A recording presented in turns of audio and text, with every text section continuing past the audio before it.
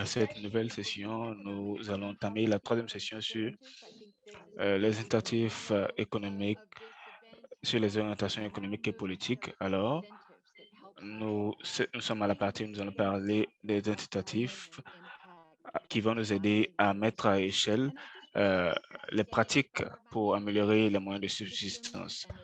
J'aimerais nous rappeler de l'importance et de l'interconnexion des différentes entités et des acteurs et des mécanismes. Nous avons les systèmes de pâturage qui sont soutenus par les écosystèmes et appuyés par les pratiques de production et la chaîne de valeur, les différentes compétences qui interviennent et à différents niveaux, il y a un environnement propice pour appuyer ces activités. Dans le cadre de cette session importante, nous allons mettre l'accent sur les incitatifs et les approches d'engagement qui facilitent la restauration des terres. Alors, il y a des messages importants à véhiculer. Les incitatifs équitables motivent et fournissent des avantages à ceux qui s'adonnent à la restauration des terres. Et les chaînes de valeur avec les avantages économiques et des politiques qui créent un environnement propice sont les deux des incitatifs importants. Ceci dit, j'aimerais poser une question que je vais laisser dans la boîte à discussion, même sur les réseaux sociaux. Quels sont les incitatifs que vous avez utilisés pour faciliter la mise à échelle de la restauration des terres? Nous voulons vraiment connaître quelles sont vos sensibilités et vos réponses. À ce niveau, nous allons nous tourner vers nos différents orateurs. Alors, j'aimerais vous rappeler de bien vouloir respecter le temps qui est imparti à votre intervention et j'aimerais présenter rapidement nos orateurs et nous allons leur donner la parole. D'abord, nous avons le docteur Semi Kweshin, qui est scientifique en matière d'agroforesterie, qui met l'accent sur les arbres. Il va parler de l'approche de reverdissement en fonction de la chaîne de valeur. Ensuite, nous allons connaître des exemples de chaînes de valeur au niveau des pays africains, surtout le cas de la chaîne de valeur de l'avocat au Kenya, que nous allons écouter de Osia Wambui de World Vision. Ensuite, une autre chaîne de valeur qui sera présentée par Dumbia de Oxfam. Ensuite, le docteur Mawa Kamberi de ECRAF, consultant en matière de politique, qui va nous parler des approches de reverdissement en Afrique. Ensuite, nous allons écouter un cas particulier qui nous vient du Niger par Ndoubé Boubaya et il est chargé de projet de CARE. Enfin, nous allons écouter une intervention sur les cas d'intégration du FMNR au niveau de Somaliland et Puntland. Et ce sera Mohamed Moussé qui va nous faire cette présentation. Alors, j'ai déjà vu quelques questions intéressantes dans la boîte à discussion sur les pratiques au niveau de la Somalie. Ceci dit, j'aimerais avec grand plaisir passer la parole à mon collègue, le docteur Sami Kerson, qui va donner le ton de cette séance.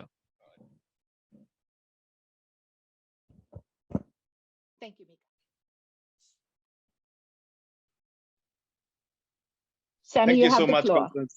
All right, thank you so much. Merci Constance pour cette opportunité de partager sur les chaînes de valeur. Je m'appelle Sami Kerson et je fais la présentation au nom de l'équipe qui est impliquée dans ce travail. Jalal et d'autres membres de l'équipe impliqués dans la phase de conception. Alors, ce n'était pas seulement une simple activité, mais nous avons eu l'opportunité d'apprendre sur les aspects de subsistance qui influencent la restauration. Alors, dans les quelques minutes à venir, j'aimerais partager avec vous quelques approches que nous avons utilisées dans le cadre de notre activité. Alors, pas pourquoi parler de la chaîne de valeur basée sur les arbres. Alors, cette chaîne de valeur fournit des opportunités de travail, surtout pour les femmes, et leur permet d'avoir des sources de revenus. Et cela également sert à fournir des opportunités de sécurité alimentaire. Au niveau local, nous voyons un niveau de développement pour la chaîne de valeur axée sur les arbres et surtout pour les espèces qui sont négligées. Ces espèces deviennent de plus en plus utilisées par rapport aux anciennes. Alors, nous voulons également mettre l'accent sur les incitatifs pour le réinvestissement dans l'agriculture et l'agroforesterie. Pour certains des revenus, ces revenus sont réinvestis dans les terres et garantir la durabilité des pratiques. Prochaine diapo.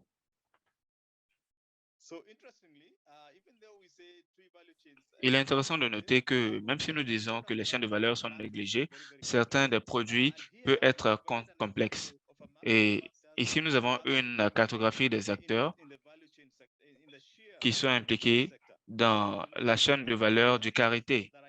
Au vu de tous les acteurs qui sont impliqués du niveau des champs jusqu'au niveau local et national et même international, nous voyons une gamme diversifiée de rôles qui sont joués par différents acteurs en matière d'intervention. Quelles sont ces interventions qui sont importantes, étant donné que certaines d'entre elles ont besoin d'investissements en matière d'expertise ou même de ressources. Certaines interventions ont besoin même d'infrastructures afin de pouvoir faciliter le développement de certains produits. Alors, nous avons plus mis l'accent sur les acteurs du niveau primaire, les acteurs locaux, jusqu'au niveau aux acteurs nationaux, afin de pouvoir aborder les domaines essentiels touchant la restauration. Prochaine diapo. Alors, nous avons voulu identifier les goulots d'étranglement qui sapent cette chaîne de valeur. Nous avons identifié les questions de réduction des ressources. Nous notons également des questions de vieillissement des parcs et de dégradation des ressources. Nous pouvons aussi parler des questions de soutien technique, d'infrastructures et de financement qui peuvent être reçus par les membres communautaires pour développer la chaîne de valeur. C'est tout un processus et nous essayons de voir à quel niveau nous pouvons intervenir de manière appropriée par rapport à notre programme quinquennal. Prochaine diapo.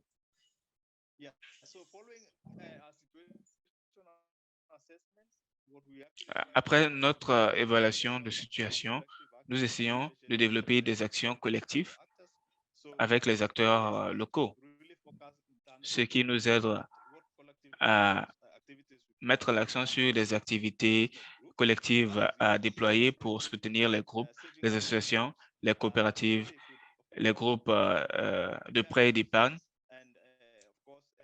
mutualiser aussi les ressources afin d'avoir des avantages et des incitatifs du marché, étant donné les difficultés que nous connaissons. Nous avons été en mesure d'organiser des événements et vous allez voir certaines de nos expériences dans la prochaine partie de notre diapo. Nous avons fourni des formations, des opportunités d'affaires pour certains des groupes qui ont été établis au sein de la région afin de développer les chaînes de valeur clés. Prochaine diapo. Une autre approche tout essentielle que nous notons est la mobilisation du soutien pour cette chaîne de valeur. Parce que, comme je le disais, c'est une chaîne de valeur assez négligée et nous ne voyons pas assez de soutien institutionnel.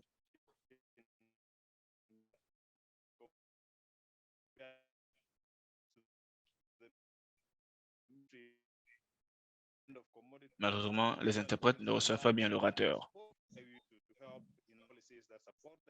And also, so what we tend to see is a Aussi, neglect of this facility across the countries. Working is actually organized national forums. nous voulons travailler à l'organisation de différents forums et inviter les différents acteurs.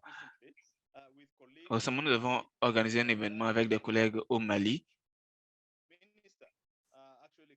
Nous avons vu la participation des ministres qui ont participé à ces événements interactifs avec les membres des communautés, les femmes.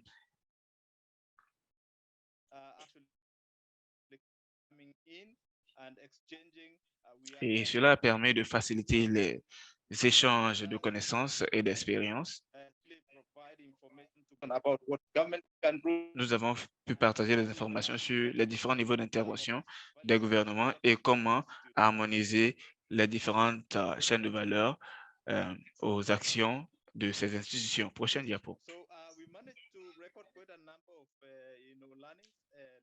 Alors, nous avons pu noter des succès, nous avons retenu des leçons sur comment développer cette chaîne de valeur. Nous avons, pour certaines de ces chaînes de valeur, nous avons besoin de soutien institutionnel.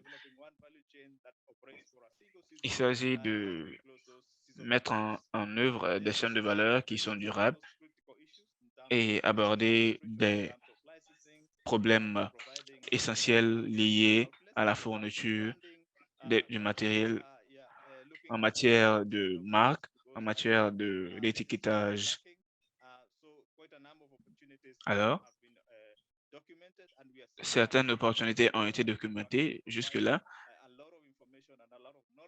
et nous voulons fournir assez d'informations et de connaissances pour les nouveaux projets qui vont toucher du doigt la chaîne de valeur axée sur les arbres.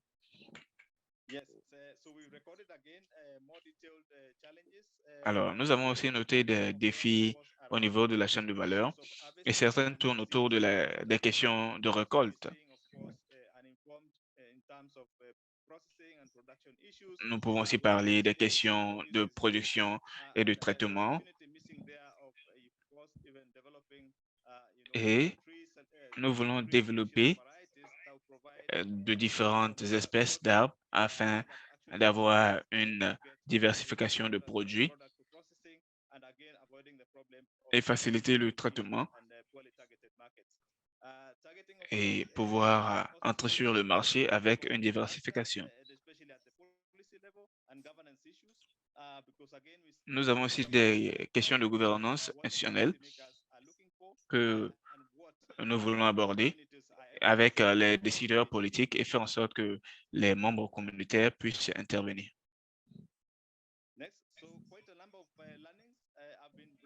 Alors, nous avons retenu des leçons dans le cadre de notre activité et nous voyons que pour chaque produit, nous devons penser à des plans de restauration parce que nous n'oublions pas la question de la réduction des ressources. Il y a aussi la question de diversification des produits et nous devons également noter les questions de saisonnalité afin de pouvoir produire de manière appropriée. Au même moment, nous voulons mettre l'accent sur les plans de durabilité d'entreprise afin de pouvoir faciliter les intégrations et la génération de ressources pour ces groupes. Nous voulons également avoir une bonne part du marché et renforcer le potentiel de croissance. Cela va nous permettre d'aborder quelques conséquences non voulues. Alors, nous avons un petit guide qui fournit des informations claires et concises sur comment développer les chaînes de valeur parce que nous notons une lacune en matière de connaissances. Alors, nous avons des recommandations venant des forums nationaux et je vous montre quelques exemples de recommandations qui ont été proposées lors des forums de chaîne de valeur que nous avons tenus au sein des différents groupes. Je vous remercie. C'est nous qui vous remercions, Samy. Alors, c'était un aperçu très intéressant de votre contexte et des étapes clés. Alors, c'est très bien.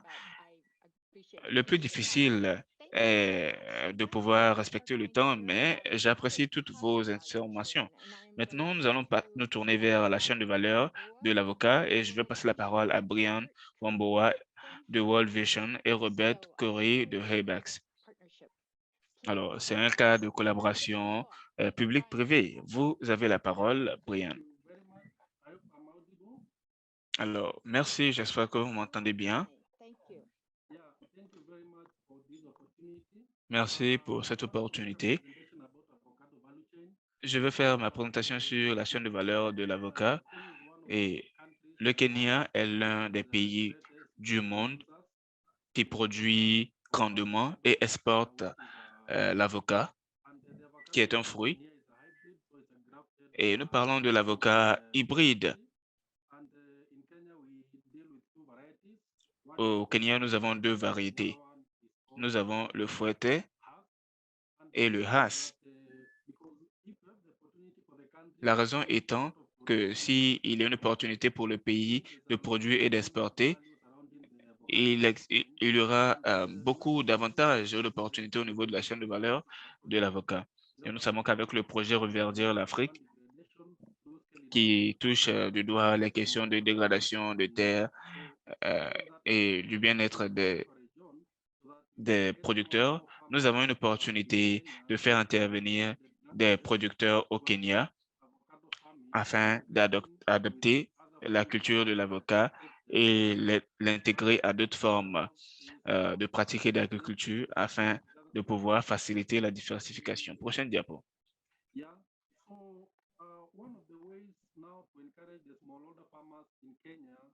Alors, pour encourager les petits exploiteurs au Kenya à adopter la chaîne de valeur de l'avocat et investir davantage, il s'agissait de voir comment lancer cette initiative parce que certains des producteurs sont confrontés à la pauvreté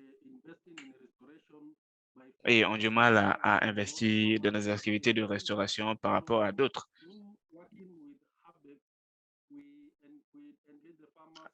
Alors, nous sommes entrés en contact avec les producteurs sur une base régulière et pouvoir fournir les semences à crédit et permettre aux producteurs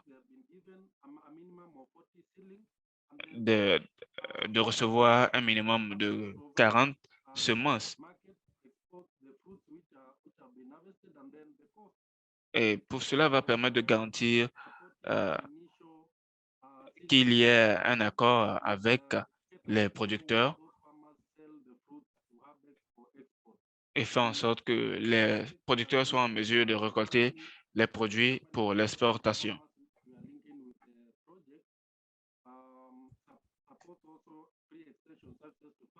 Il est question également de fournir un soutien nécessaire aux producteurs afin de pouvoir récolter et de pouvoir vendre les produits. Prochaine diapo.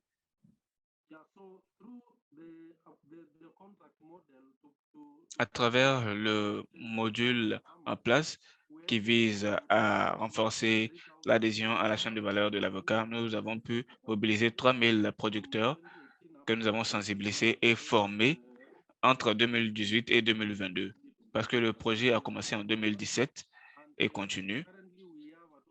Et à l'heure où je vous parle, nous avons un total de 2300 producteurs qui sont impliqués dans la chaîne de valeur de l'avocat. Et sur les 2300 producteurs, un total de 92 000 avocatiers ont été plantés dans les pays avec un total de 100 000 kilos d'avocats récoltés, ce qui génère un revenu de 5 millions shillings kenyans aux producteurs sur une aire de 1150 acres. Nous attendons à une amélioration de ces chiffres et permettre aux acteurs de renforcer la chaîne de valeur de l'avocat.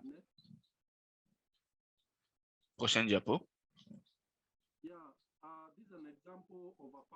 Je vous montre ici un exemple d'avocat et de culture. Je vous ai déjà parlé du fait que nous avons 2300 producteurs qui plantent l'avocat et cela nous permet d'avoir un bon niveau d'engagement avec le producteur sur une période de moins de 4 ans. Et cela nous permet également d'intervenir au niveau communautaire et faire en sorte que nous soyons en mesure de respecter les objectifs du projet, à savoir inverser la dégradation des terres, fournir des opportunités économiques et renforcer la résilience climatique au sein de la communauté. Prochaine diapo.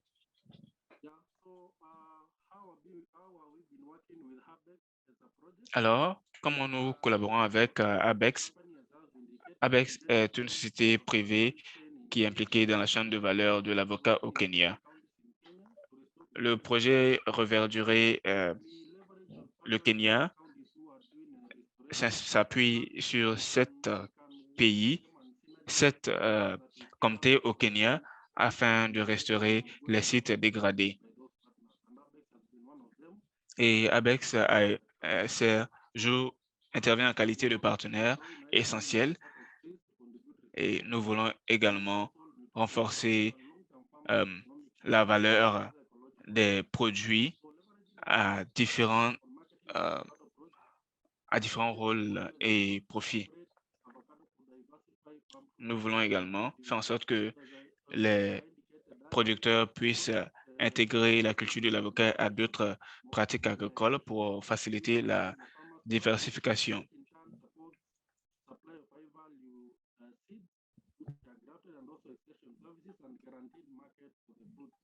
Nous voulons, en fin de toute chose, garantir un accès facile au marché. Prochaine diapo. Nous avons des opportunités, notamment de mettre à échelle la chaîne de valeur de l'avocat. Nous intervenons dans quelques comités, à savoir le Nakoro, l'Ouassine et le Guichou, qui sont importantes pour la chaîne de valeur de l'avocat.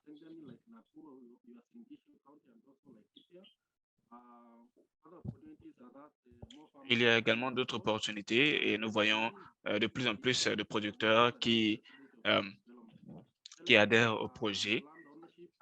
Nous avons des défis comme des questions liées à l'appropriation des terres et les utilisations des terres. Prochaine diapo. Parlons maintenant des leçons retenues.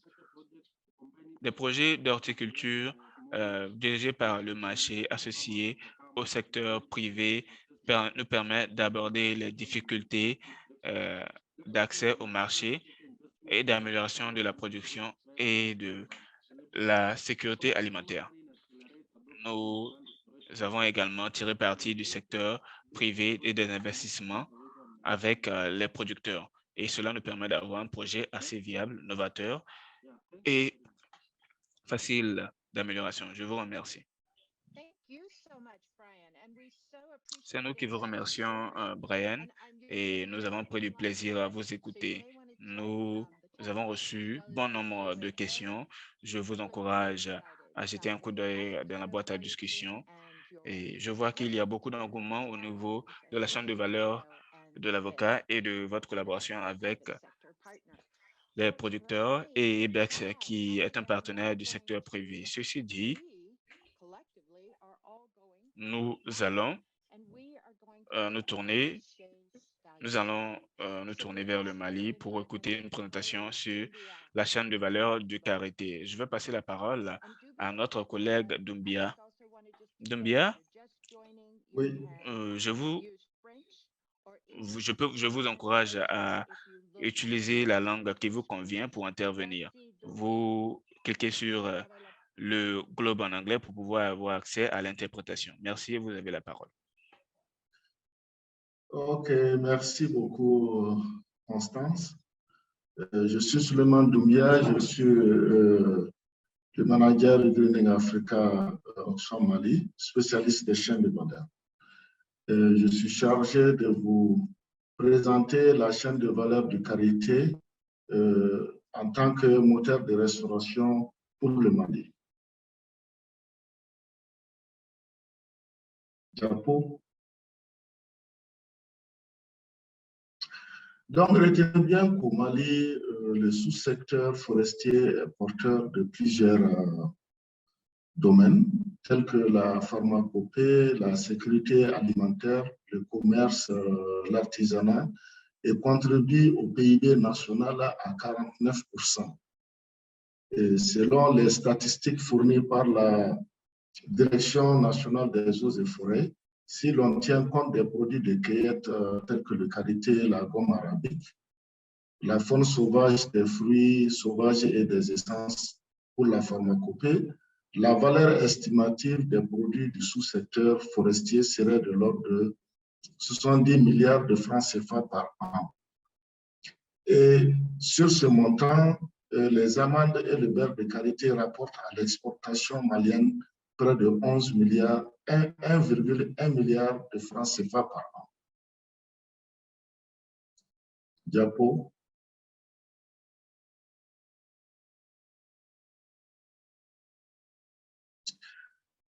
Et notre approche au Mali pour promouvoir les chaînes de valeur agroforestières dans le cadre du projet Reverdir l'Afrique s'est articulé autour des points suivants. D'abord, nous avons réalisé une étude diagnostique en suivant l'approche analyse et développement du marché ADM. Cette étude nous a permis de faire l'état des lieux des produits forestiers non lignés et de présélectionner les produits forestiers non lignés prioritaires. Aussi d'identifier les acteurs et d'évaluer leurs capacités, et d'identifier les contraintes liées au développement des chaînes de valeur agroforestières. Par rapport à la chaîne de valeur beurre de karité, les contraintes identifiées sont essentiellement le vieillissement du parc karité, une faible organisation des acteurs de la filière karité, le faible accès au marché, un accès difficile au crédit. Après avoir fait l'étude diagnostique, nous avons formé nos agents terrain par rapport à l'approche chaîne de valeur. Et cette formation a permis aux agents de descendre sur le terrain pour aller rencontrer les acteurs à la base et de faire un diagnostic beaucoup plus poussé au niveau de la base pour voir quelles sont les chaînes de valeur autour desquelles les acteurs veulent se structurer. Et toutes les priorités, dans la majeure partie des cas, les priorités se sont dégagées autour de la chaîne de valeur qualité. Et ce qui nous a permis de structurer plus de 2000 femmes en 21 coopératives, sociétés coopératives selon l'acte uniforme de l'OADA et de créer au sein des coopératives 67 groupes DPC. Les groupes DPC chez nous, c'est des groupements d'épargne qui permettent aux femmes de mettre des règles et de fixer des montants à épargner localement et de s'attribuer mutuellement ces montants sous forme de prêts avec des intérêts raisonnables. Donc, voilà comment nos femmes ont été structurées et fonctionnent. Aussi, nous avons procédé au renforcement des capacités techniques et matérielles des coopératives à travers des séries de formations sur les itinéraires techniques de production de beurre de karité. Nous avons aussi fait des formations en entrepreneuriat, la vie coopérative et aussi la gestion des stocks, la gestion administrative, la comptabilité simplifiée. Nous avons aussi doté les coopératives de plans d'affaires.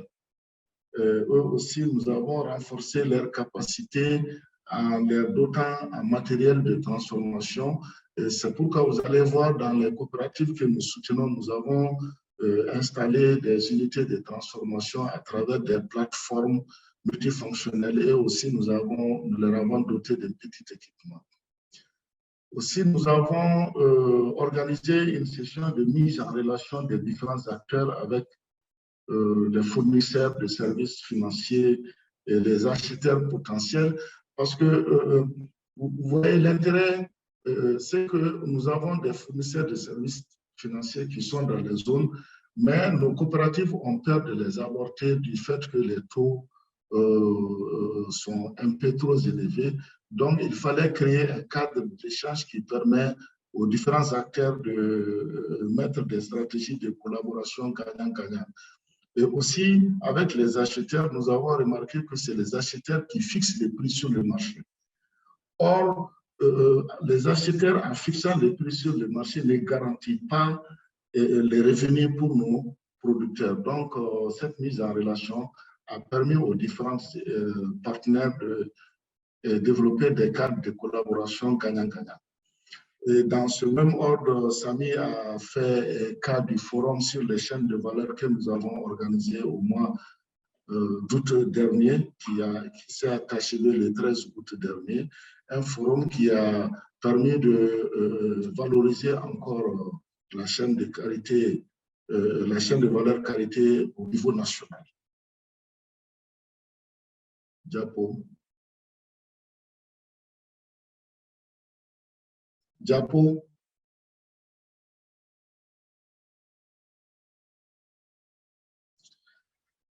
En termes de challenge et d'opportunités, comme défi à relever, retenez que nous avons un parc très vieillissant de qualité. Comme opportunité, nous avons un grand engagement des femmes dans les activités de reverdissement à travers les activités de semi-direct de qualité. Comprenez bien que dans notre culture au Mali, les gens s'abstiennent de semer ou de planter le karité parce que c'est un arbre qui donne des fruits pendant de longues années et les gens pensent que quand l'arbre va commencer à donner des fruits, donc c'est comme si la personne qui a sémé l'arbre peut mourir. Donc les gens pensent que le karité devrait pousser de façon naturelle. Avec le reverdissement, nous avons réussi, avec le programme de reverdissement, nous avons réussi à les sensibiliser, à leur donner une autre façon de voir la chose, ce qui a amené beaucoup d'engouement à la plantation, surtout avec les chaînes de valeur. Les gens sont de plus en plus conscients que si on ne rajeunit pas le parc, un jour, il n'y aura pas de matière première. Aussi, nous avons développé en 2020 une initiative que nous avons appelée Initiative Une femme, un pied de karité au Méré, à travers laquelle nous avons sensibilisé chaque femme bénéficiaire du projet à planter un arbre, un karité ou un Méré. Aussi, nous avons mené beaucoup d'activités de plaidoyer sur le terrain auprès des autorités coutumières. Et ces activités de plaidoyer ont permis de favoriser l'acquisition par 42 groupements de femmes de plus de 80 hectares pour l'installation des parcs forestiers dont la priorité a été donnée aux karités. Au plan financier, les activités de transformation et de vente de produits de qualité a permis au groupement de mobiliser plus de 20 millions de francs CFA. Diapo.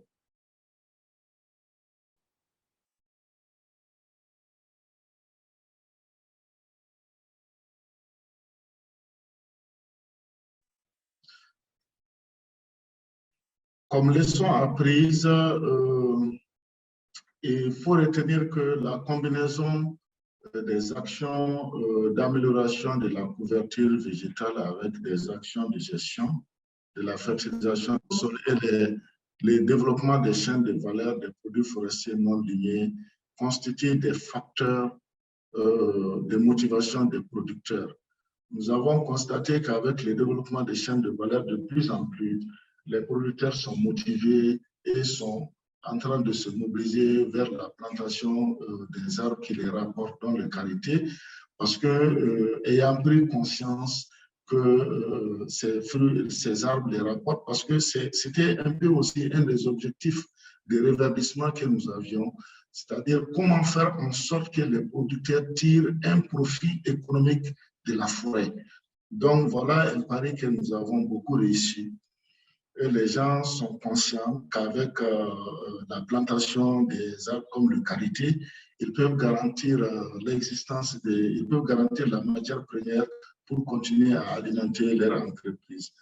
Aussi, les femmes et les jeunes qui sont les principaux acteurs de la transformation des produits forestiers peuvent jouer aussi un grand rôle dans la restauration si cette catégorie de personnes sont organisées en groupement et aussi leur organisation en groupement pour la production et la transformation aussi peut faciliter leur accès à la propriété et aussi aux arbres préservés, aux produits pour pouvoir contribuer à la transformation et générer des ressources.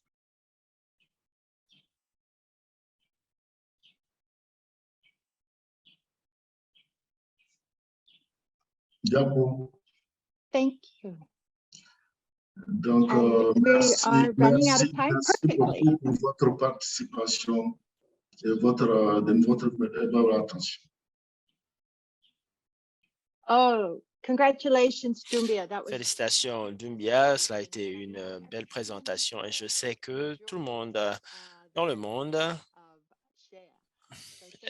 jouit de bénéfices de qualité et merci de cette présentation. Alors, en ce moment, je vais passer la parole à une autre collègue, Mawa Karambiri, Dr. Mawa Karambiri. Je vais l'inviter pendant que nous faisons la transition à l'approche politique. Mawa, vous avez la parole. Merci, Constant, de m'avoir donné la parole. Mes diapos sont en anglais, mais on m'a demandé de présenter en français pour qu'on ait encore plus de voix de la langue française ici. Donc, content d'être là avec vous. Donc, la question que je vais adresser ici est comment est-ce que nous avons abordé la question des politiques en relation avec la restauration des paysages dans le projet Reverdir l'Afrique. Vous allez voir dans les prochains slides, please, que notre approche des politiques, can you move a slide, please? Yeah.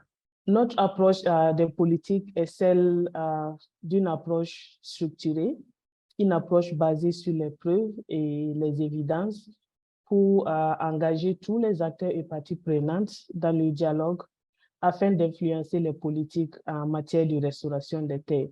Donc ici, je vous présente ici en 6 étapes interactives, une vue d'ensemble de cette approche ainsi que quelques exemples que vous avez déjà entendus et que vous entendrez encore plus avec les collègues dans quelques instants.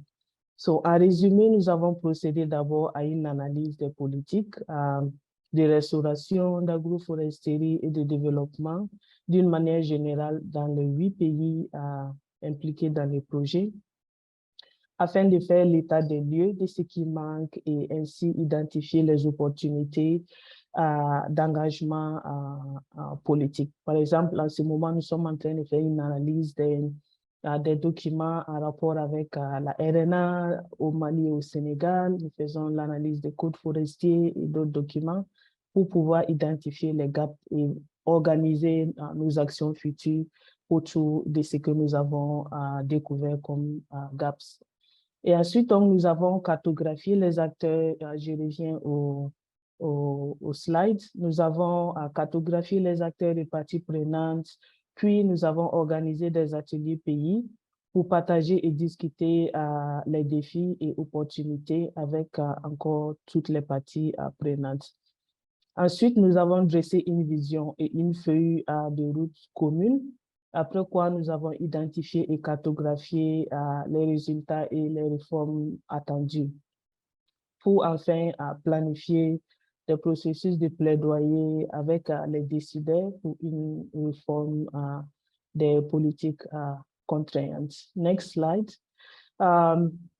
Donc, je vous donne ici quelques exemples des outils que nous avons utilisés et aussi quelques exemples d'engagement.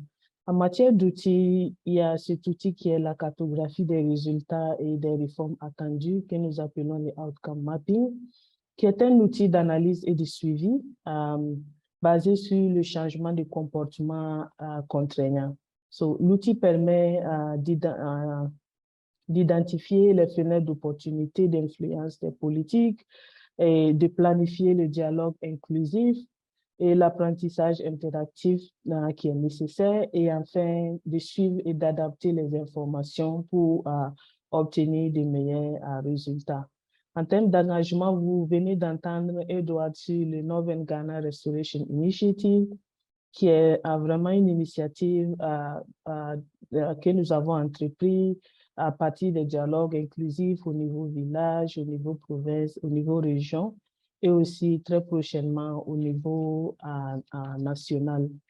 De même, vous avez entendu Laura sur la stratégie d'agroforesterie et d'autres aspects au Kenya.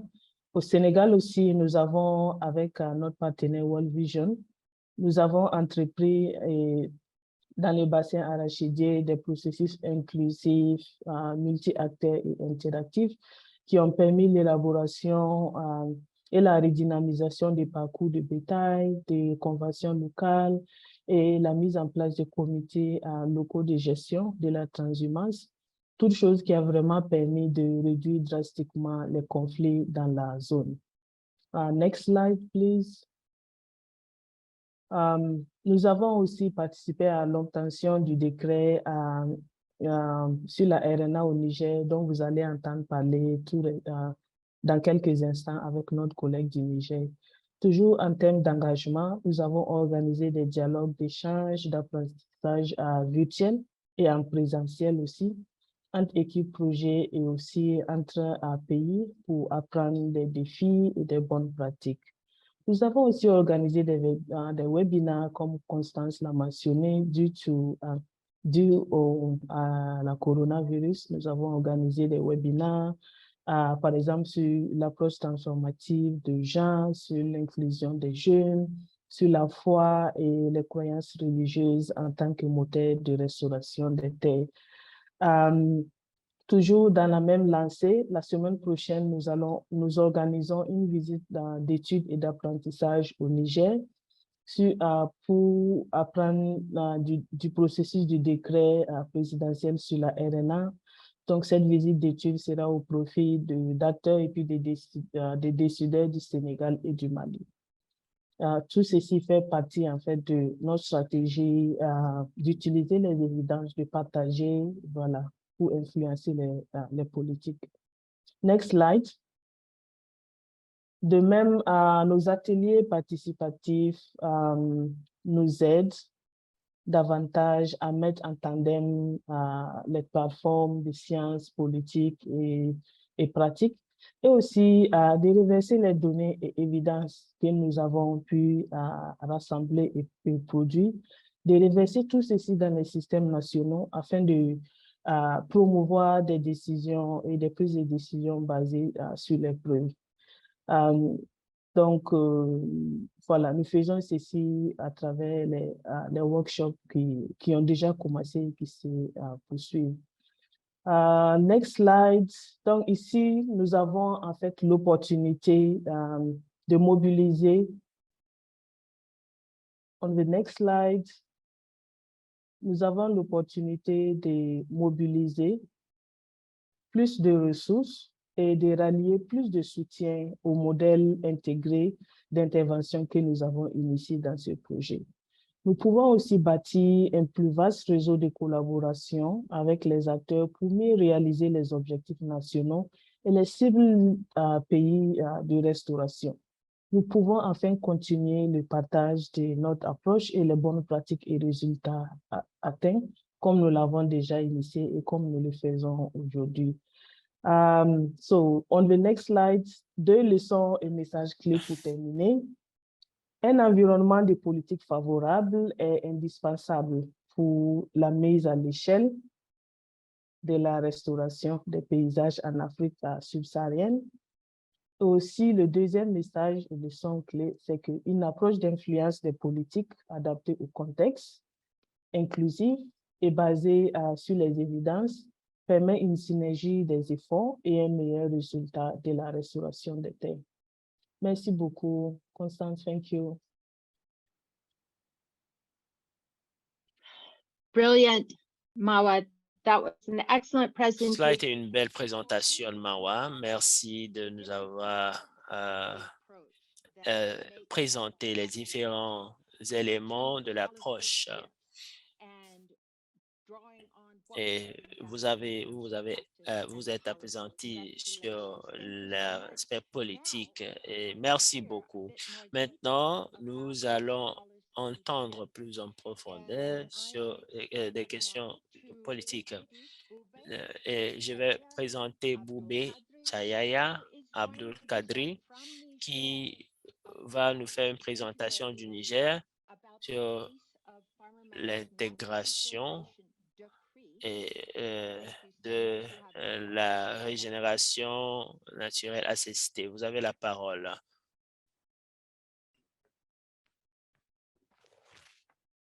Merci.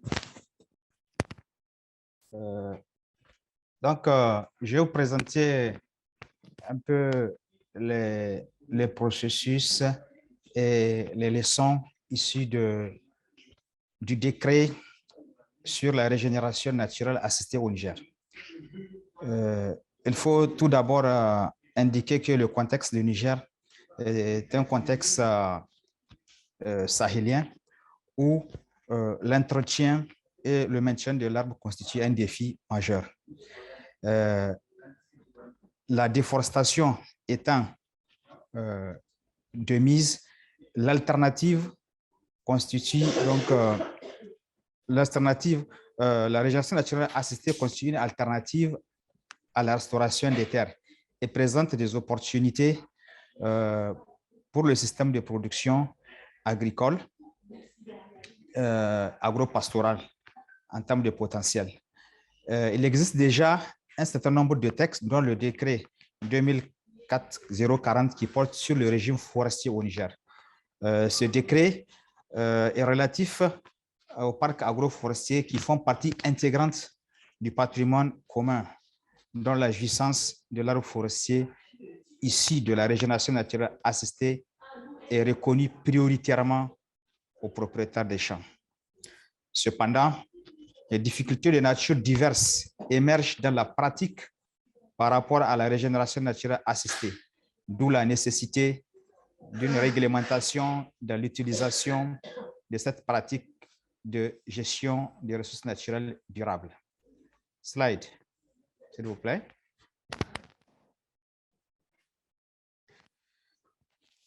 Les principes et les modalités d'accès aux arbres de la régénération naturelle assistée sont invoqués dans ce décret qui reconnaît le droit aux propriétaires du champ de repérer et entretenir, planter et d'exploiter les arbres de son choix dans son champ, mais sous réserve des mesures de protection de l'environnement et du respect des droits des tiers. L'État garantit également la bonne gestion du patrimoine forestier national et prend des mesures incitatives adéquates et la sécurisation des producteurs engagés dans la pratique de la régénération naturelle assistée dans la limite autorisée par la législation. Les services étatiques des eaux et forêts et de l'environnement de manière générale assurent un encadrement et un conseil de la pratique de la régénération naturelle assistée, ainsi que la valorisation des sous-produits de l'arbre. Aussi, il est autorisé la vaine pâture des animaux dans les parcs par toute autre personne que le propriétaire du champ. Donc, en dehors du propriétaire du champ, les autres éleveurs ont le droit de faire la pâture, assurer le pâturage extensif de leurs animaux. Slide.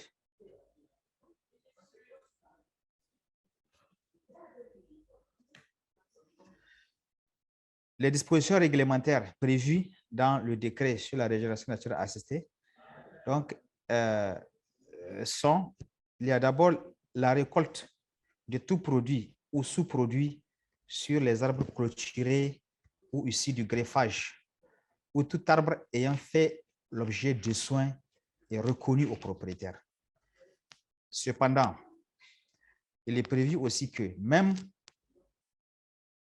quelqu'un qui détient un permis d'abattage délivré par l'administration forestière ne peut abattre ou élaguer et émonder un arbre sans l'autorisation du propriétaire du champ. Aussi, l'exploitation du fourrage aérien des autres, donc par les autres, en dehors du propriétaire du champ, se fait sous forme soit de vaines pâtures, donc laisser les animaux eux-mêmes utiliser le fourrage aérien, mais sans coupe ni émondage, qui ne sont autorisés, notamment l'émondage ou l'élagage, qui est sous réserve de l'accord du propriétaire du champ. C'est-à-dire, donc, il faut que le propriétaire du champ autorise pour couper. Mais sinon, le reste, c'est les animaux en vaine pâture, même pour les fourrages aériens. Slide, s'il vous plaît.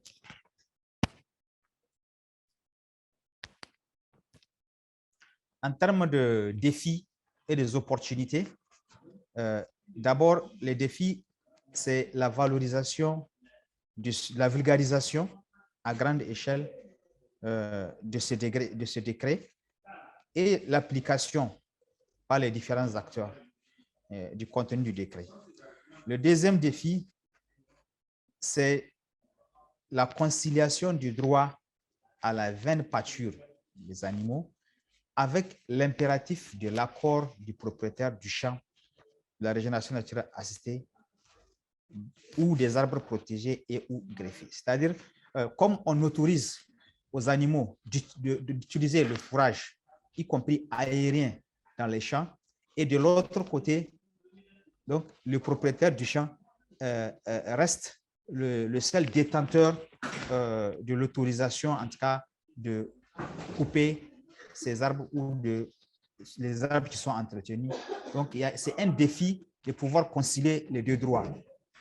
Le troisième défi, c'est faire en sorte que le droit et autorisation d'abattage des arbres ne se transforme en abus et ne soit source de conflit. Donc, il ne faut pas que le droit se transforme en source de conflit. Slide.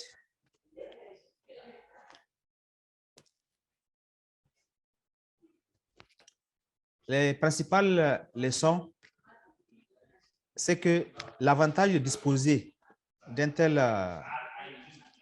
législation, ça permet d'assurer une réglementation de la régénération naturelle assistée, une réglementation pour la prévention et la gestion des conflits de l'exploitation des ressources naturelles. L'autre leçon, c'est que l'encadrement de la pratique de la régénération naturelle assistée est une opportunité de reverdissement à grande échelle parce que ça conforte les pratiquants dans cette pratique qui, avant, était confrontée à de nombreuses contraintes, notamment relativement à la coupe abusive et à la vaine pâture qui sont source de conflit. L'autre leçon, c'est que ce décret est l'aboutissement du plaidoyer par rapport à la régénération naturelle assistée. Donc, l'obtention de ce décret permet de voir que le plaidoyer porté par différents acteurs permet d'aboutir aux solutions législatives concluantes, comme ce décret-là, qui permet de gérer ou de prévenir des conflits entre les acteurs.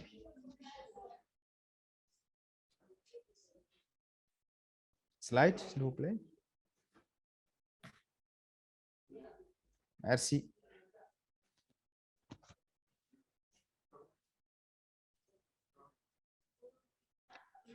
Thank you so much, Doumbia. I'm sorry. Thank you so much. Merci beaucoup, Doumbia. Ça a été une présentation excellente. Je pense que nous avons beaucoup appris et ceux qui sont en train de suivre l'histoire du Niger, c'est vraiment une histoire de succès qui ne cesse d'accroître.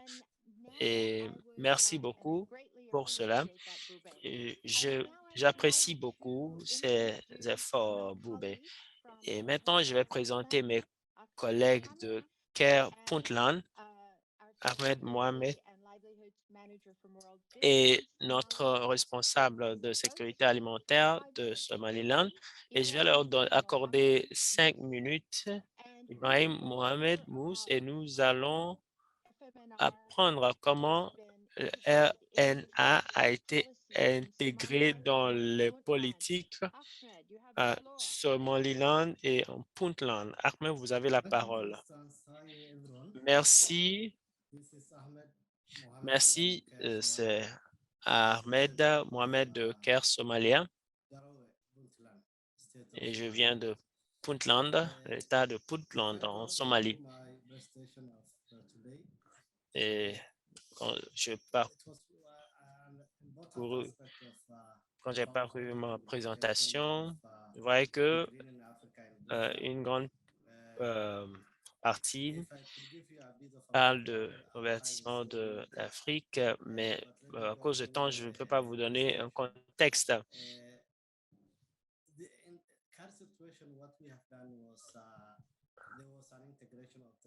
Alors, il y a eu une intégration de la RNA dans les politiques existantes, mais cette décision a été faite parce que l'élaboration des politiques, dans la plupart des cas, n'était pas une bonne idée à l'époque. Alors, nous avons pris la décision d'intégrer cela dans les politiques existantes. Il y a un fort engagement du gouvernement. Ce que nous avions était à l'issue d'une consultation avec des parties prenantes ici à Puntland, au Puntland. Et il y avait aussi un événement où nous avons soumis une politique pour régir les différents aspects, la production animale, etc. Et nous avons développé des stratégies aussi. Et au nom du gouvernement, vous savez, on continue à travailler avec le gouvernement pour renforcer la capacité des personnels. Et la RNA constitue une partie intégrale du plan de développement national. Il y a aussi un aspect de suivi et évaluation. Et cela fait partie de nos efforts.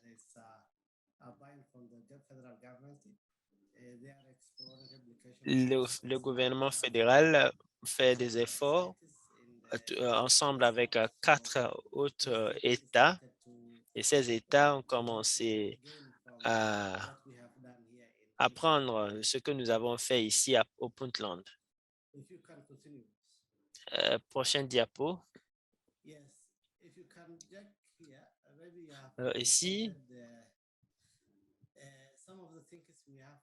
voici certaines des choses que nous avons accomplies. Vous voyez, ici, c'est un agent qui est venu suivre l'état sur le terrain, est venu prendre l'état de lieu. Ce que nous faisons, c'est de travailler avec les ministères qui ont fait preuve d'engagement et de confiance dans le déploiement, l'application de la RNA. Il y a aussi une forte adoption et assimilation par les ministères de tutelle. Il y a un fort processus de sensibilisation publique qui a créé l'adhésion et la confiance du public, les avantages étendus au remplacement des projets cibles non-reverdissement de l'Afrique. Et nous continuons à élargir ces initiatives à différentes parties de la communauté du Puntland. Au début, personne ne pensait qu'on pourrait atteindre ces résultats.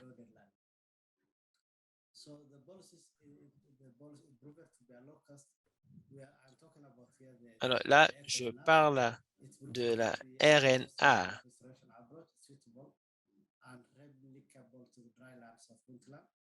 Et nous avons effectué ce projet dans les zones menacées. Nous avons étendu les mesures à d'autres parties du pays. Nous avons aussi une forte implication des femmes qui contribuent à ces efforts dans leur communauté. La prochaine diapo. Ici, nous avons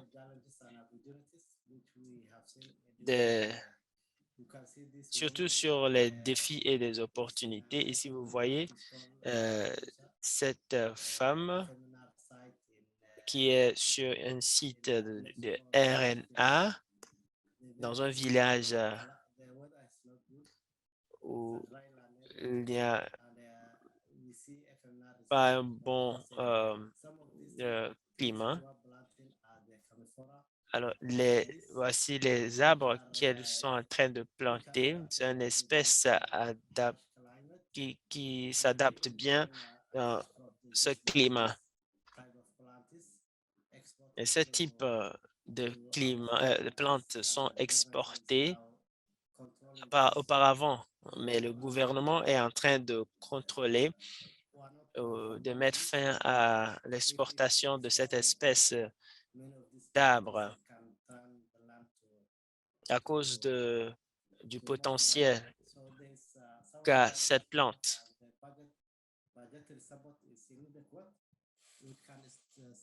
Statewide dissemination of PMNR and FMNR policy. On parle de la dissémination des mesures FMNR et PMNR. Et il y a également un accroissement de la confiance au sein des communautés. Cela est un bon point à souligner.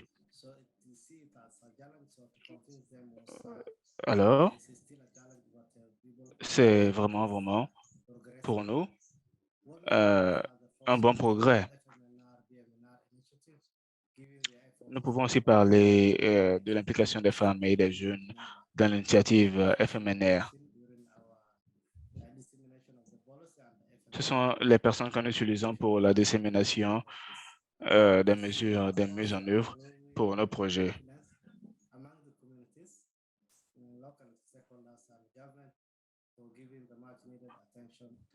Nous voulons également accorder un bon niveau d'attention aux mesures ou activités de restauration des terres. Prochaine diapo. Ahmed, n'oubliez pas de conclure votre présentation. En matière de leçons clés de message, il y a un besoin poignant de financer les projets à long terme afin de mettre à échelle de manière complète l'adoption du FMNR à Puntland. Nous avons également des approches mixtes pour la restauration de terres à Puntland.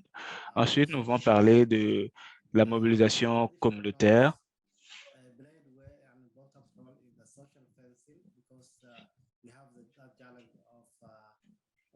et sans oublier, bien sûr, les questions de pâturage.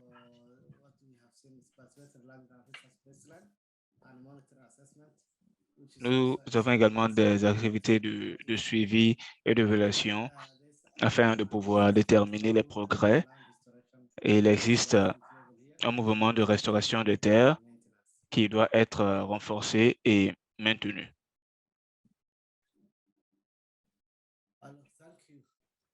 Alors, ainsi s'achève ma présentation et je vous dis merci. C'est nous qui vous remercions, Ahmed. Nous apprécions, nous avons pris plaisir à vous écouter. Maintenant, nous allons peut-être nous tourner vers notre collègue à Somaliland, du nom d'Ibrahim Mohamed Moussé. Ibrahim. vous avez la parole.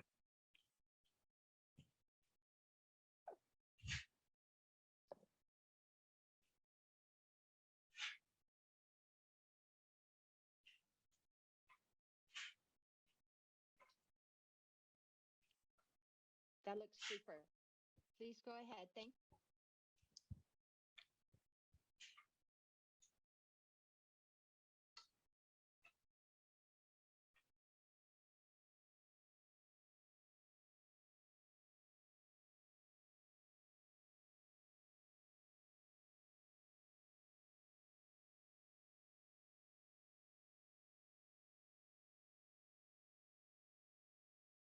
I can't hear you.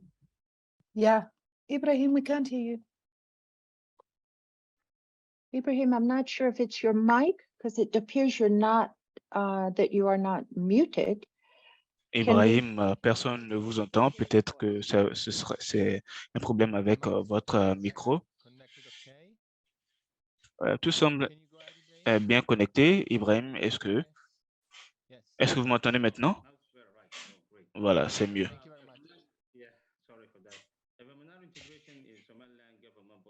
Je vais vous parler de la politique du gouvernement pour l'intégration du FMNR en Somaliland. Alors, le ministère de l'Environnement et du Développement rural essaie d'intégrer la stratégie nationale en matière d'FMNR pour 2021-2025 et cela va servir d'approche de restauration des terres. Le ministère essaie de produire également de manière hebdomadaire des émissions radio sur la promotion des pratiques du PMFNR et également d'autres pratiques de restauration des terres durables.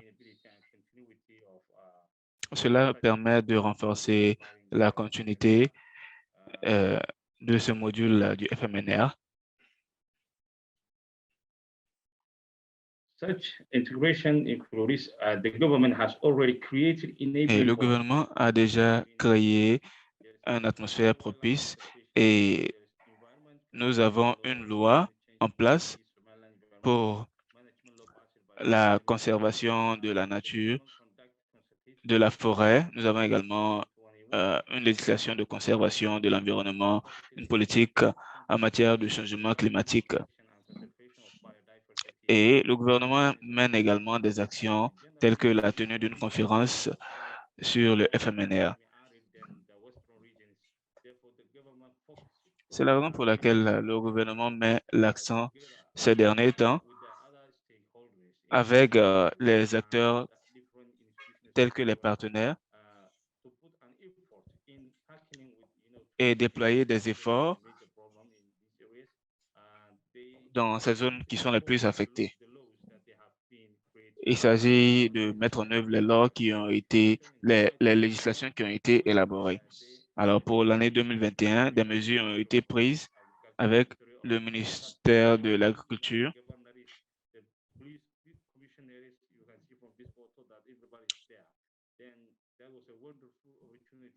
Ce fut vraiment une opportunité importante sur l'image que vous voyez et cela nous a permis de plaider pour des activités de restauration de terre.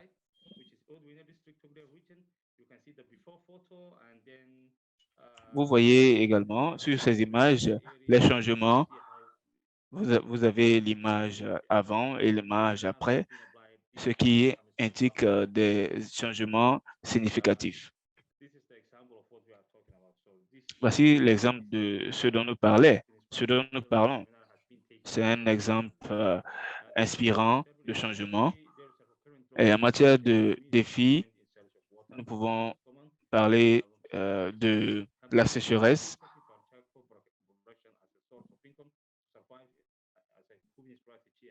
Et également, nous pouvons citer le cas de la COVID-19 qui a bien sûr affecté nos activités et les mouvements sur le terrain. Alors, ce sont les défis que nous avons notés dans le cadre de notre travail. En matière d'opportunités, nous voulons soutenir l'accès au plan de qualité et approprié pour pouvoir mettre en place des variétés tolérantes ou qui peuvent lutter contre la sécheresse. Nous avons des centres de recherche et des laboratoires équipés de technologies pour pouvoir aborder ce problème.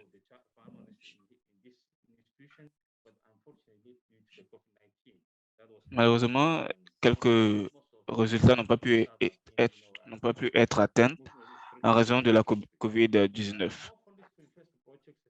Nous voulons également plus de financement pour investir dans le projet visant les approches de reverdissement. Nous voulons également promouvoir les institutions gouvernementales pour l'intégration et l'adoption des lois en matière de PFMNR. En matière de leçons clés, le projet a été financé. Le financement du projet est très minime. Et nous voulons voir un grand niveau d'investissement afin de pouvoir inverser de manière significative les terres qui sont dégradées.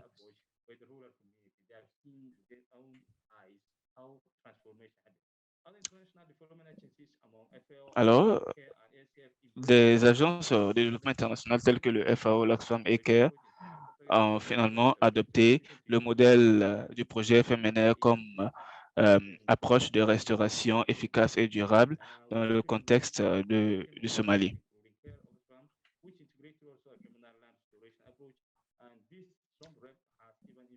Alors, tout cela nous ont aidés, va nous aider à atteindre les résultats et les objectifs escomptés. Alors, c'est tout ce que j'ai comme communication. J'espère avoir respecté le temps qui m'est imparti. Alors, le temps a été bien respecté. Nous allons arrêter le partage d'écran et je vais passer la parole à tous nos orateurs de cette session de se mettre en avant-plan. Nous avons Sami Wobson Bouawamboua, Solomon Fasumdumbia, Mawa Karambiri, Dobé Adotadri. Nous avons également Ahmed Mohamed. Nous sommes ravis de vous voir tous à l'écran. Je dois dire que la session était très riche en informations. J'aimerais tous vous remercier parce que aujourd'hui, nous avons bien compris comment les chaînes de valeur peuvent influencer la conservation, la restauration des terres et améliorer les moyens de subsistance. Ibrahim, vous l'avez si bien dit, les politiques mènent aux actions et j'apprécie toutes les présentations qui ont fait ressortir les approches de politique, les pratiques, la science et pour le changement de paradigme que vous avez pu atteindre. Toutes nos excuses si nous ne pourrons pas vous poser des questions en raison du temps qui nous reste, mais je vous remercie pour le temps que vous avez su respecter et je vous félicite parce que cette session a été très réussie. Vous recevez beaucoup de messages d'encouragement et de félicitations. Alors, essayez de jeter un coup d'œil à la boîte à discussion pour voir s'il y a des questions à aborder rapidement.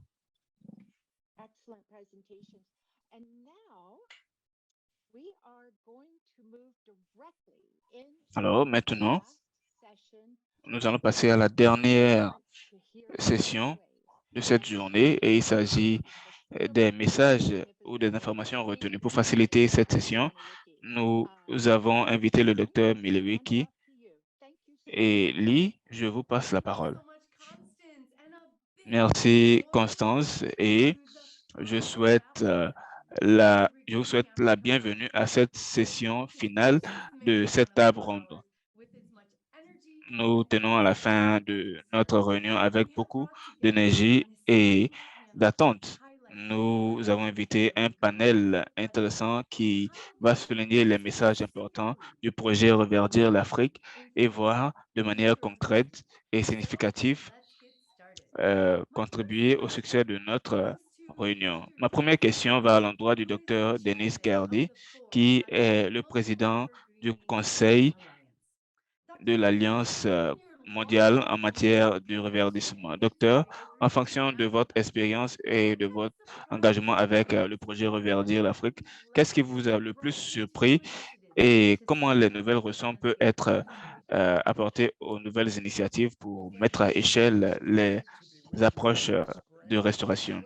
Je vous remercie. C'est un plaisir de vous rejoindre pour cette grande finale dans le cadre de cet événement extraordinaire. Ce qui m'a le plus surpris, alors, je dois dire que mes surprises ont été assez intéressantes. J'ai été surpris de voir comment ce programme assez vaste est si bien coordonné et est devenu une lueur d'espoir pour les initiatives de restauration de terres et leur gestion, afin de pouvoir atteindre un impact réel. J'ai aussi été surpris par les contributions faites par les partenariats agricoles dans le cadre du Reverdir l'Afrique et j'ai été étonné du succès qui a été engrangé, particulièrement comment les organisations d'exécution étaient impliquées, la sélection des partenaires. Nous pouvons parler de CRS, de World Vision, de Oxfam et bien d'autres. Ce processus a été bien coordonné et va continuer ainsi de suite dans le développement des projets pour l'Alliance mondiale de reverdissement. J'ai été également surprise par le soutien financier à l'endroit de la restauration des terres. Et ce qui me surprend aussi est l'intervention de la conférence des Nations Unies sur le changement climatique. Cela nous a permis de regrouper de différentes entités venant de différents horizons dans le monde pour aborder des questions de restauration de terre. Ce fut différents niveaux d'investissement en faveur de la réduction du carbone et dans le but d'atteindre la restauration des terres. Je sais que le projet Reverdir l'Afrique attire beaucoup d'investissements du secteur privé pour la mise en place de projets et j'ai aussi été surpris de voir comment le projet a grandi si rapidement pour atteindre aujourd'hui une organisation de plus de 70 membres. Cela nous permet d'étendre notre mission afin d'unir toute la communauté des ONG internationales et se pencher sur les programmes mondiaux de restauration des terres. Je suis aussi surpris qu'il a été possible de lancer de nouveaux programmes qui visent à restaurer 2 millions d'hectares de terres dégradées en Afrique. Je suis aussi surpris que l'avantage ultime du projet Reverdir l'Afrique ne peut pas être touché du doigt aujourd'hui. Ce sera pour nous une opportunité de ramifier les impacts de l'Afrique au sein de toute la région et au-delà.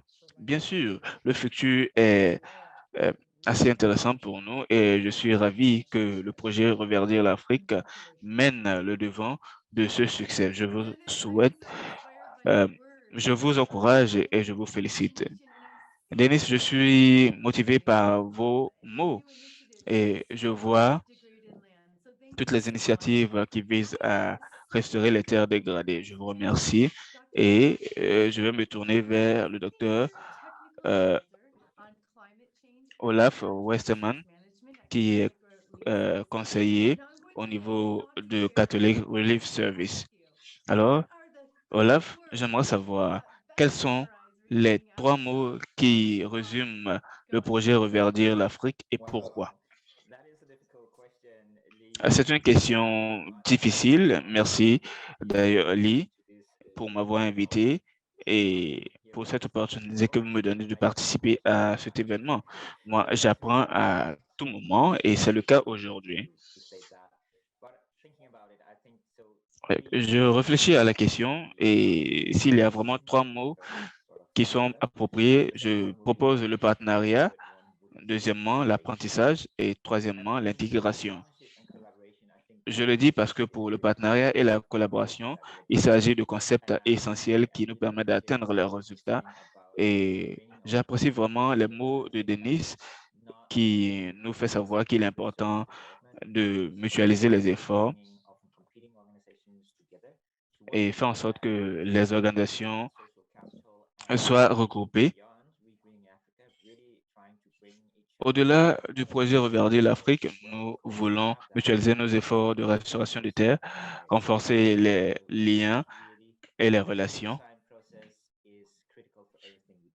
Et ce processus est essentiel pour tout ce que nous faisons, pas seulement pour nous, mais au sein de la communauté. Et l'apprentissage est tout essentiel aussi. Cela nous permet de pouvoir établir le développement axé sur les évidences. C'est effectivement la base des activités du projet Reverdir l'Afrique.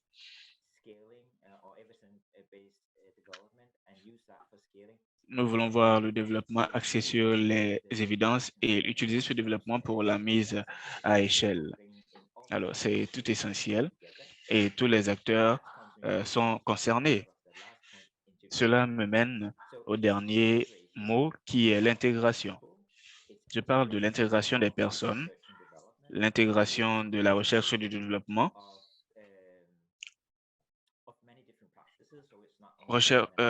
intégration de différents processus, pas seulement pour le FMNR ou même du reverdissement, mais il s'agit de ces deux concepts associés à d'autres concepts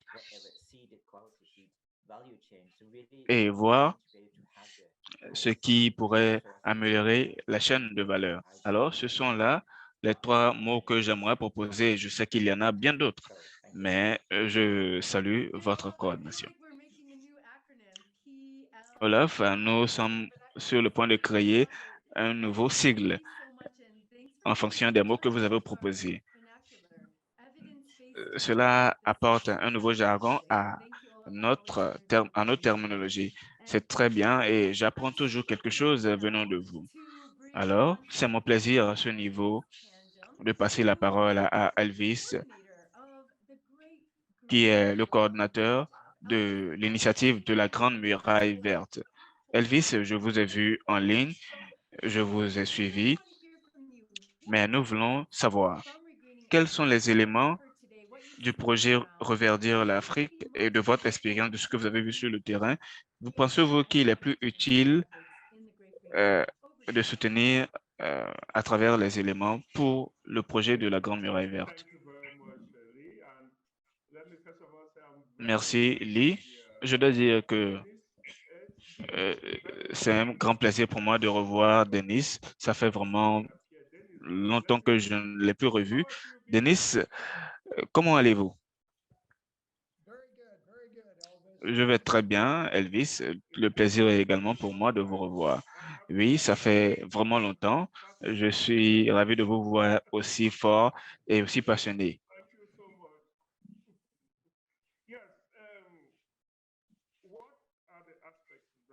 Alors, quels sont les éléments que j'ai retenus aujourd'hui pour la mise à échelle?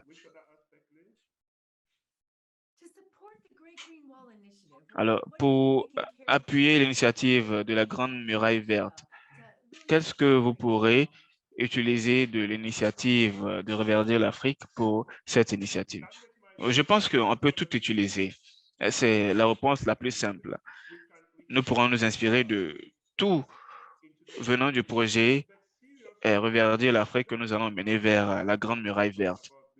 Mais comme Denis l'a dit, je suis tout aussi surpris. Je l'emboîte le pas parce qu'aujourd'hui, je vous ai suivi, j'ai suivi toutes les interventions.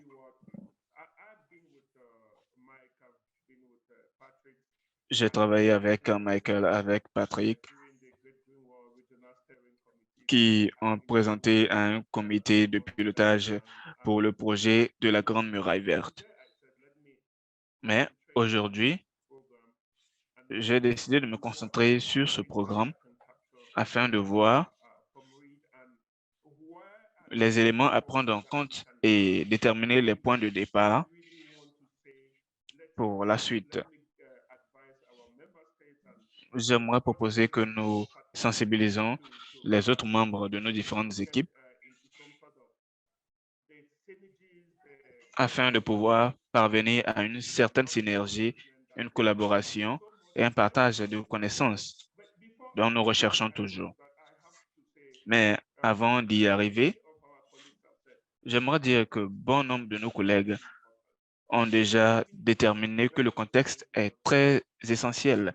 Nous évoluons dans un monde assez étrange aujourd'hui. Aujourd'hui, nous voyons comment tout le monde veut retourner aux bases. C'est devenu une chose complexe pour nous de retourner aux éléments de base. La restauration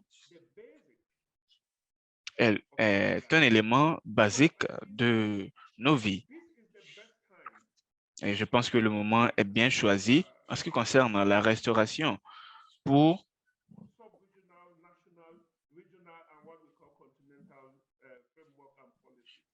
les cadres et les politiques locaux, nationaux, régionaux et internationaux.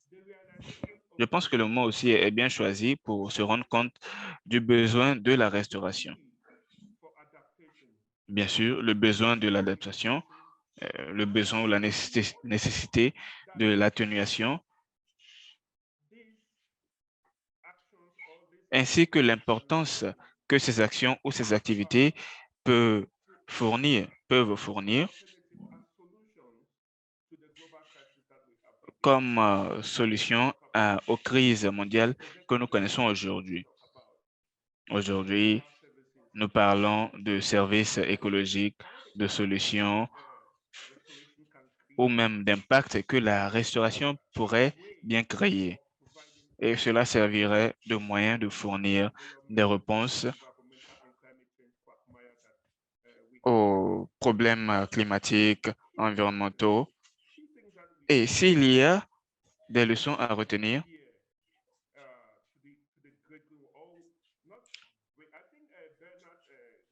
je pense que Bernard l'a si bien dit, mais le reverdissement, j'aimerais dire, pourrait soutenir ou aider à la mise en œuvre de l'initiative de la Grande Muraille Verte. Je pense que un aspect essentiel qui est important pour notre stratégie est la synergie, la collaboration et ensuite le partage des informations. C'en est une partie. L'autre partie est celle que j'ai suivie dans la présentation de Karambiré. En fait, nous étions à Ouagadougou ensemble lorsque nous étions étudiants. Je pense que dans sa présentation, elle a fait ressortir des éléments essentiels pour nous. Il s'agit de voir comment adapter les politiques. Comment pouvons-nous intégrer les politiques dans tout ce que nous faisons? J'ai vu clairement les étapes qui ont été prises par ces projets et je pense que c'est intéressant, c'est très important. Je reviens sur la question pour penser à comment associer tout cela à nos activités afin de faciliter le partage. Elvis, malheureusement, nous allons vous demander de vous en arrêter là parce que vous avez souligné l'importance de la coordination. Merci d'être avec nous aujourd'hui parce que nous allons compter sur vous pour nous mettre en lien avec les acteurs de la Grande Muraille Verte comme vous l'avez fait dans le passé. Merci aussi de nous faire comprendre que la restauration est la base de nos vies et pourra nous aider à aborder les questions ou les problèmes globaux.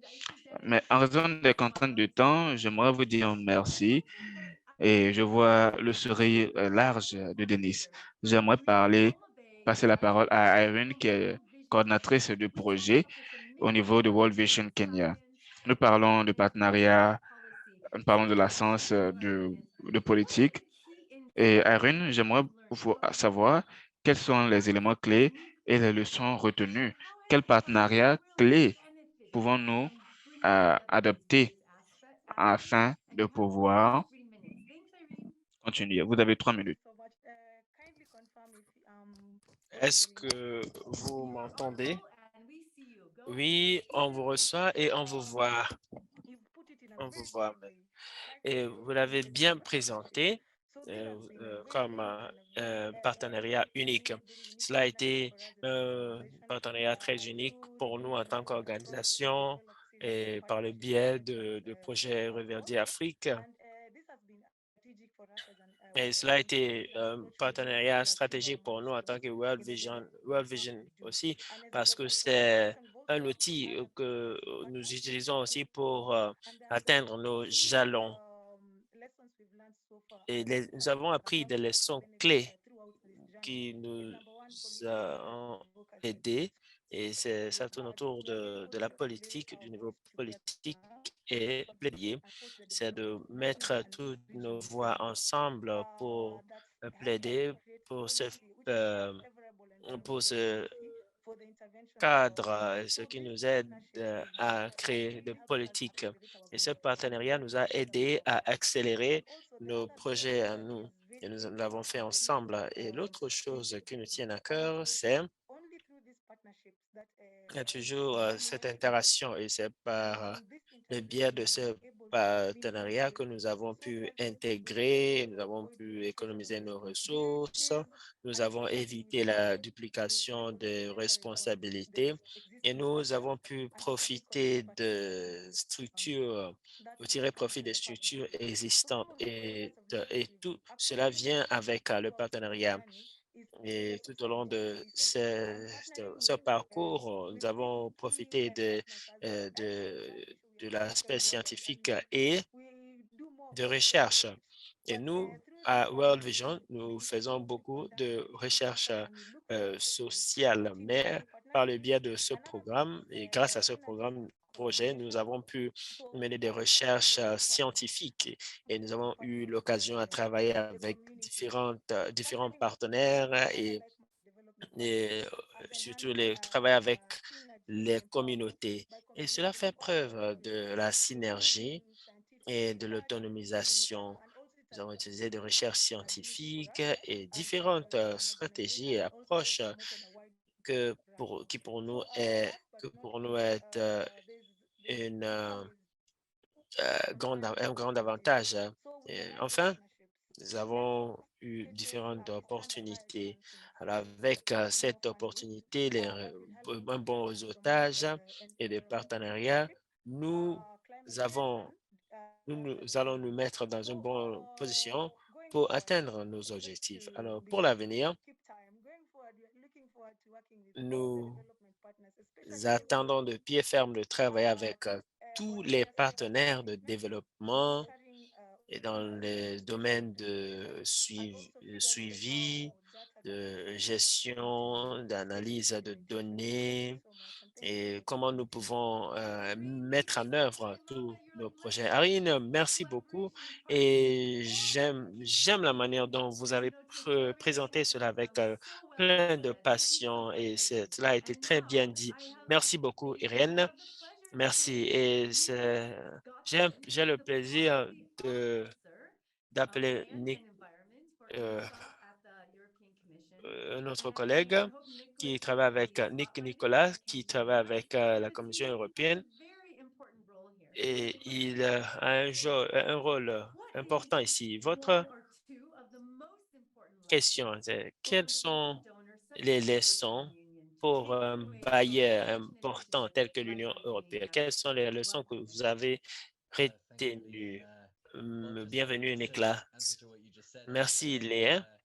Pour répondre à ce que vous avez dit, je ne pense pas que je suis très important et plutôt je pense que c'est tous ceux qui ont parlé aujourd'hui qui mettent en œuvre le travail sur le terrain et qui sont des agents d'influence et des changements pour les personnes dans leur communauté qui sont des personnes importantes. Et de loin, je trouve que votre question a un aspect macro, un aspect à grande échelle. Nous avons parlé des spécificités aujourd'hui, mais ce que je retiens aussi de ma position en tant que représentant de BRAC Bruxelles, c'est trois petites choses. Et après cette table ronde, c'est plus clair. Alors, premièrement, nous devons nous assurer que le programme que nous sommes en train de développer avec les différentes parties prenantes soit axé sur des politiques domestiques. Et ces politiques domestiques doivent constituer le point de départ parce que c'est un ensemble de règlements avec lesquels nous pouvons utiliser. Nous allons devoir autonomiser les personnes de travailler avec ces politiques domestiques pour atteindre les objectifs que nous avons fixés. Deuxième point, et cet événement démontre le pouvoir du partenariat et ceux qui m'ont précédé ont mentionné cela. Et du point de vue de projet Reverdi Afrique, l'Afrique, nous avons appris davantage l'importance du partenariat. Il est très puissant de mettre tout le monde sur la même table et de collaborer ensemble. Nous, en tant qu'organisation bailleur, il est vrai que lorsque nous créons l'occasion, l'opportunité, avec les ressources financières que nous avons, cela nous aide à créer l'impact à travers un mouvement. Et c'est vraiment une force que nous ne devons pas ignorer. Et aussi, je dois admettre que c'est quelque chose que Denis a mentionné, c'est de voir comment nous pouvons considérer l'aspect du temps, parce que nous parlons de la restauration. La nature a besoin de temps, plus de temps que juste un cycle de projet. Et, au même moment, les relations humaines aussi prennent du temps, elles prennent du temps pour développer.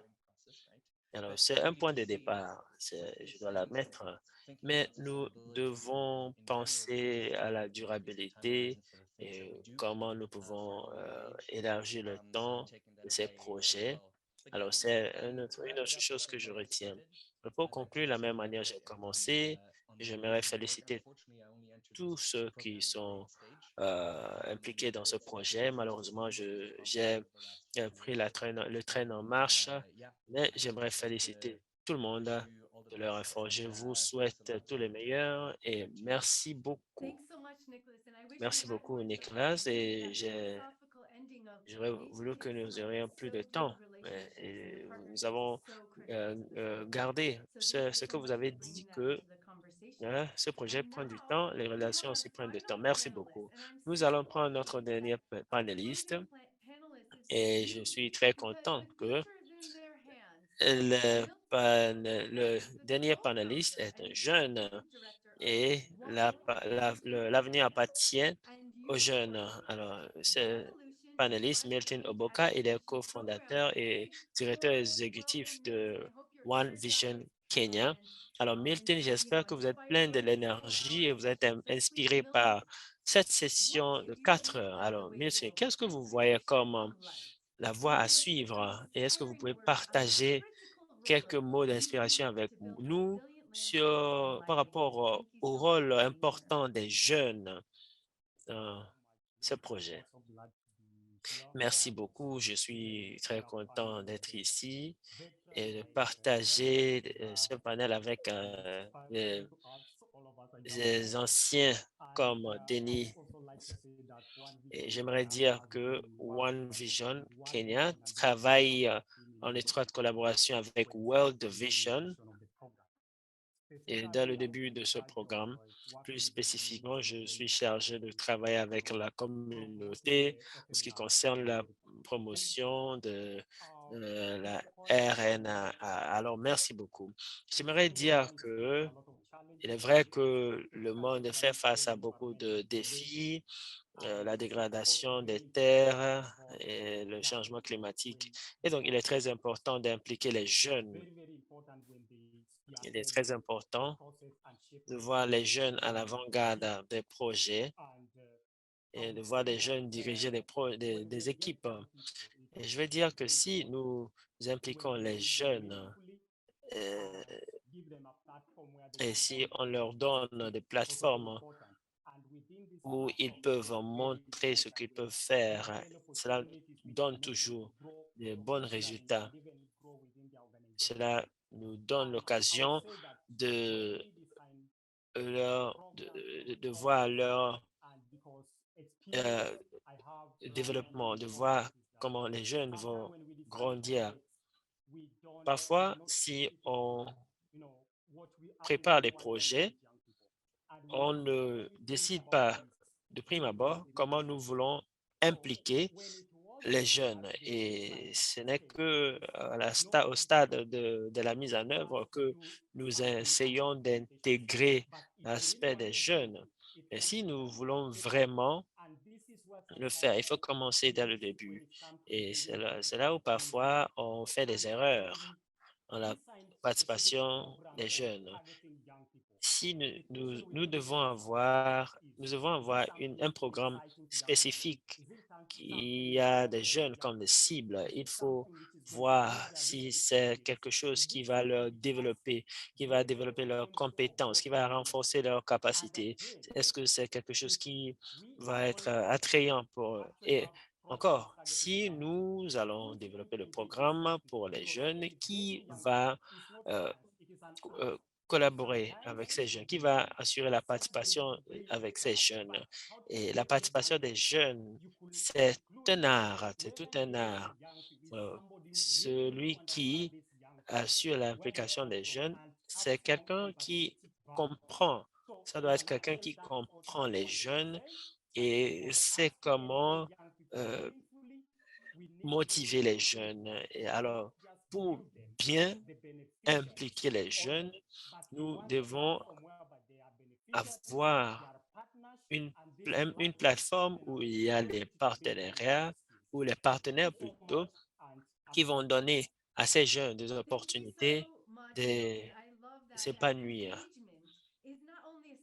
Merci beaucoup. Et vous avez montré que la collaboration n'est pas juste un simple effort. Cela constitue le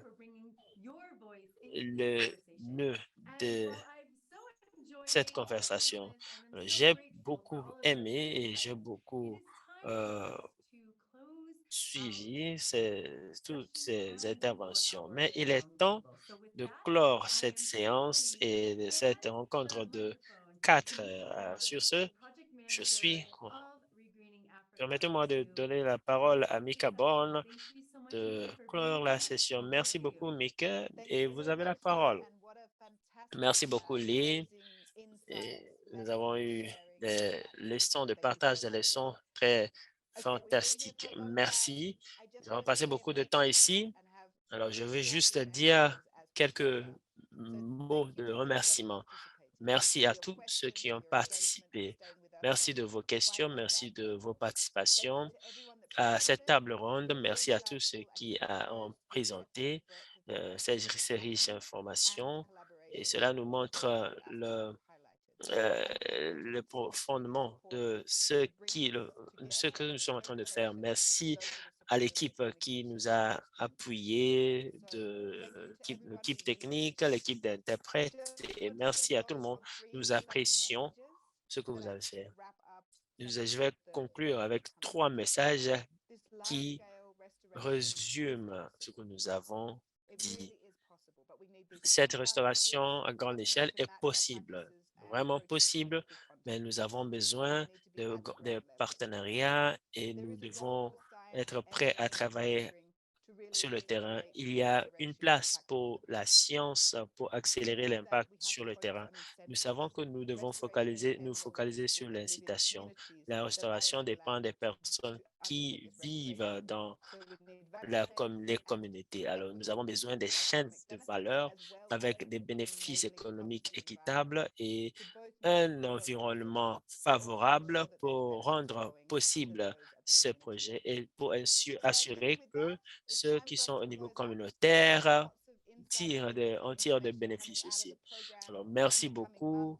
Dans les mois à suivre, nous allons partager des informations avec vous et nous aurons un autre événement. Nous allons organiser une autre réunion pour partager quelques informations. Nous allons partager aussi nos coordonnées avec vous. N'hésitez pas à nous contacter. Merci à tout le monde et bonne journée, bonne soirée à vous où vous soyez. Merci.